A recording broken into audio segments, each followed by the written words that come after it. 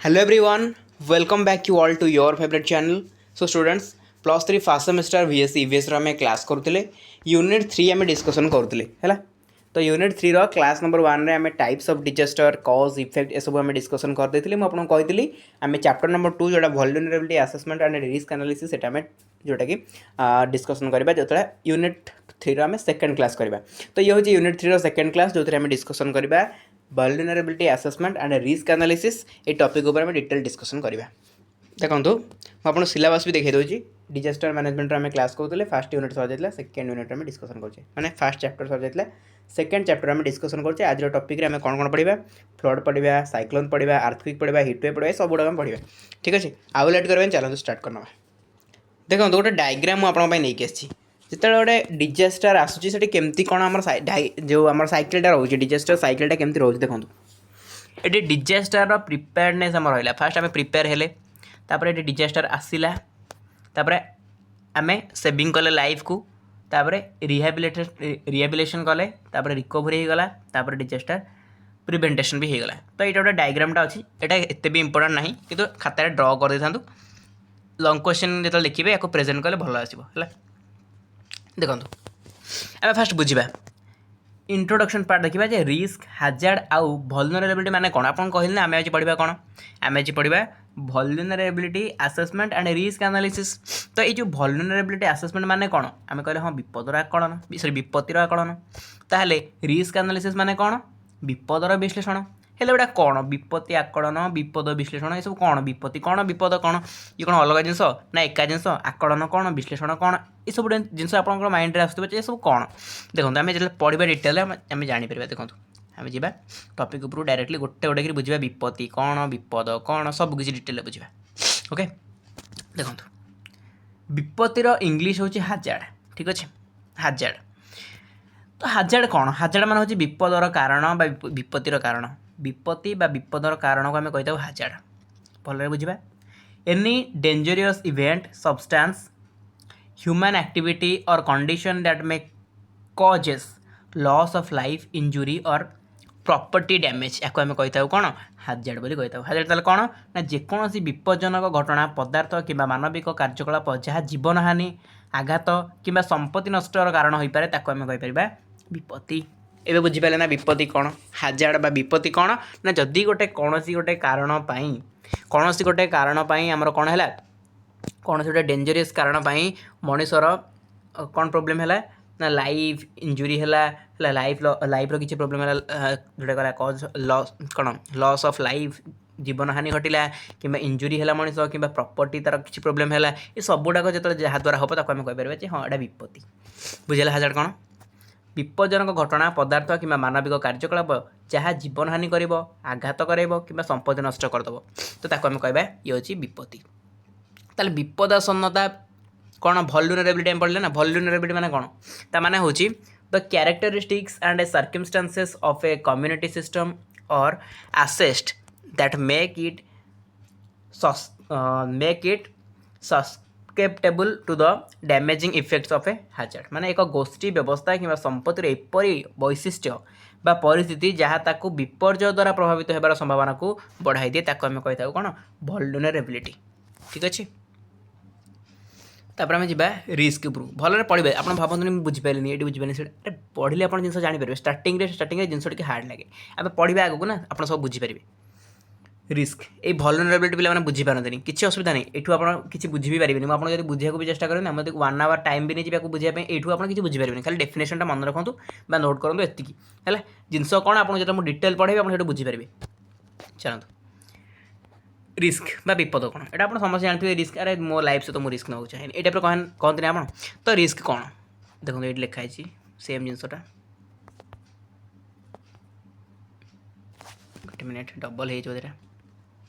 अच्छा ओडिया लिखाए सॉरी ये ओडिया टाइपिंग है ये जो जिन थी पुणी डबल आसपार तौक बट ओडिया से टाइपिंग है हाँ ठीक अच्छे किसी असुविधा नहीं आम देखीदा रिस्क माने कौन विपद आम जाने the probability of harmful consequences or expected losses resulting from interaction interactions between hazards and a vulnerable condition. तो हाजार्ड आ वल्नरेबल कंडीशन भितर जो इंटरेक्शन ताकू आम कही रिस्क। रिस्क माने कौन बुझे ना द प्रोबाबिलिटी ऑफ हार्मफुल कन्सिक्वेंसेस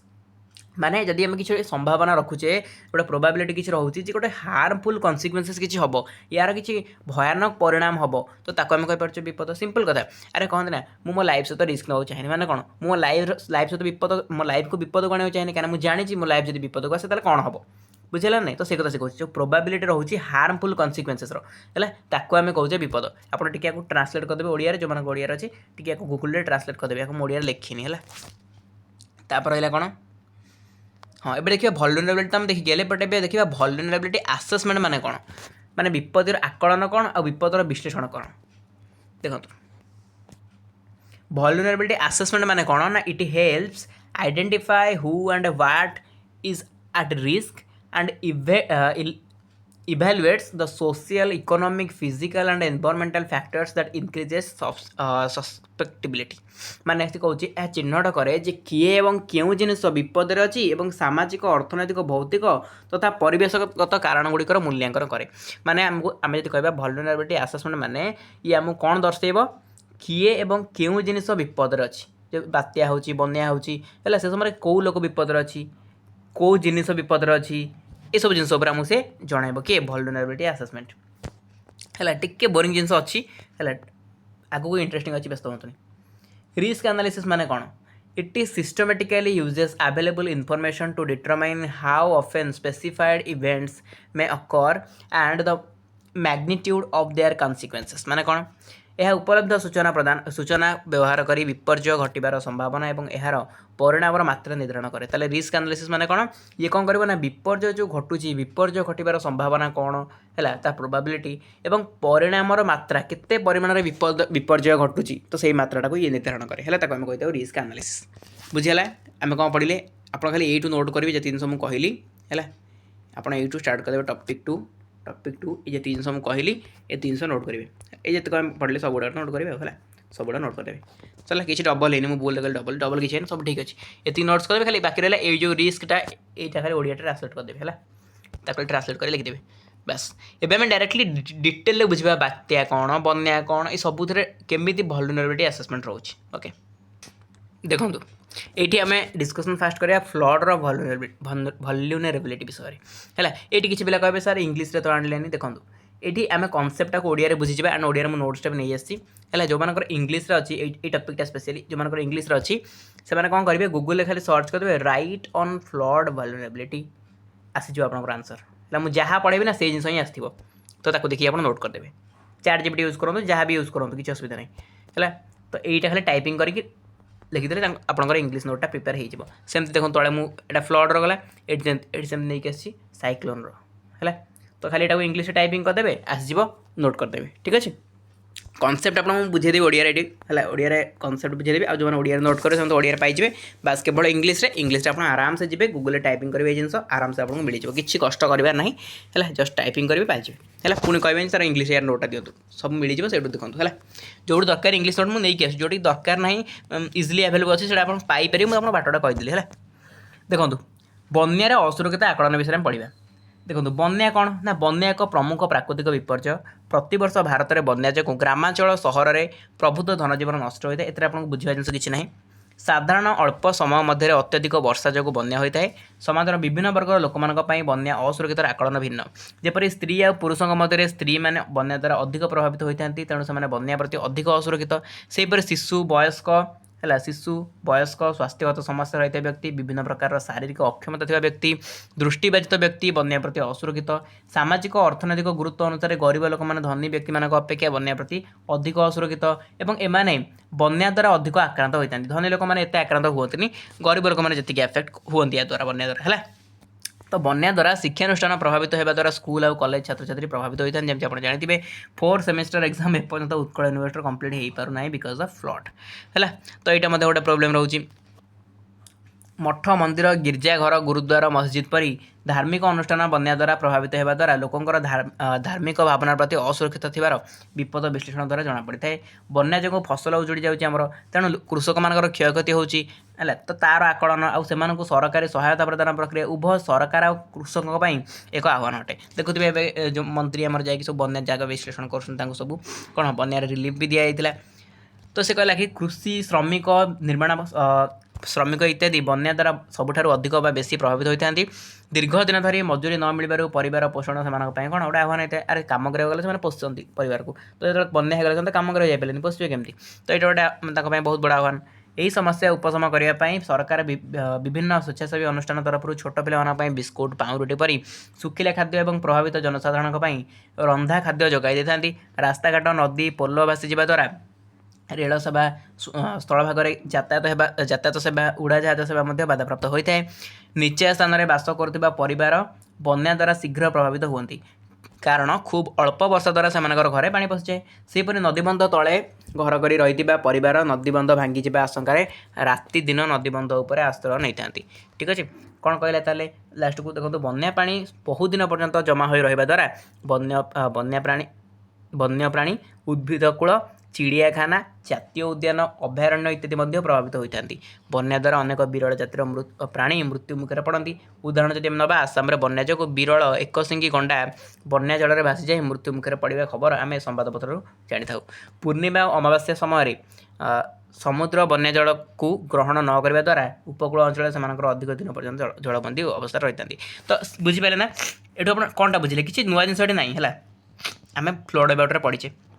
तो आमको ये पचरा जो क्वेश्चन कौन पचरा ना बन्यार असुरक्षित आकलन माने कौन बन्यारे कौन कौन सब असुरक्षितता आसे है आपको बुझीपार ना भलरेबिलिटी माने कौन ये देखो प्रैक्टिकली आप बुझीपारे भलरेबिलिटी माने कौन ये आसेसमेंट होची माने आकलन करा होची केते लोक बन्या द्वारा केमिति केमिति प्रभावित होउछंती हैला सेटा को ही हम कहूचे भलरेबिलिटी असेसमेंट बुझेला। फ्लड भलरेबिलिटी माने कौन से फ्लड द्वारा केते लोक को प्रकार अफेक्ट होउछंती हम से जिनस जो पढ़िले सेटा ही से कहला बुझीगले एवं भलरेबिलिटी उपर टिके नॉलेज आसो ना। तो सेम देखो ये मुझे सब पढ़ी आप निजे पढ़ी पारे किसी नुआ जिन ना कि मुझे पढ़ी आपको जनइबी बात्या बन्या सब तो ओडिशा कमन जिन तो एगुड़ा बुझा किसी दरकार ही ना। देखो घूर्णी बात्या असुरक्षित आकलन विषय देखो घूर्णी बात्या माने जो बात्या साइक्लोन तो सेमती साइक्लोन कौन भलरेबिलिटी रोचे सिंपल कथा साइक्लोन हेले जहाँ जहाँ सब प्रोब्लेम हम तो ता द्वारा लोक मैंने केते परिमाण अफेक्ट हे तो सहीटार आसेसमेंट कराया आम कहे साइक्लोन वल्नरेबिलिटी असेसमेंट सिंपल कथा मुझे गोटे लाइन में आपको कही तो से जिनस लिखाई आप आराम से पढ़देवे आराम पढ़ुनी पढ़ले बेसी लेंदी हम सिंपल जिन गुड़ाक ना गोटे कम्प्लीटेड जिन अच्छी बुझिया जिन अच्छी किसी ना यहाँ बहुत छोट भी अच्छे अपेक्षा तो बहुत छोट अच्छे है पढ़देवे यहाँ देखो सेमती आर्थक्विक्र वल्नरेबिलिटी कौन माने भूमिकंपर असुरक्षितता कौन जब भूमिकंप होता कौन असुरक्षित आकलन हम भूमिकंप द्वारा केते लोक मरवे कौन हम कौन ना केमती असुविधा भोगे तो सहीटार आसेसमेंट कराया आम कहे कौन आर्थक्विक वल्नरेबिलिटी असेसमेंट बुझेगा। तो से जिन लिखाई है बहुत कमन जिन बुझेगा किसी जिन ना कि मुझे बुझेबी है पढ़दे मुझे गोटे पढ़ी बुझेदेली आपको से माने कौन फर्माट्रे आप सब गुड़ाक पढ़ी पारे पचार आपको एक्जाम पचार एमती ना कि मुझे पढ़े है एक्जाम पचारुची right on heat wave vulnerability माने कौन जदि आमर उष्म प्रभाव हो खरा दिन बहुत गरम होते तार कौन प्रभाव पड़े से आकलन करने को आम कहे हीट वेव वल्नरेबिलिटी है। तो यहाँ देखीदे नोट करेंगे निहाती सब नोट करेंगे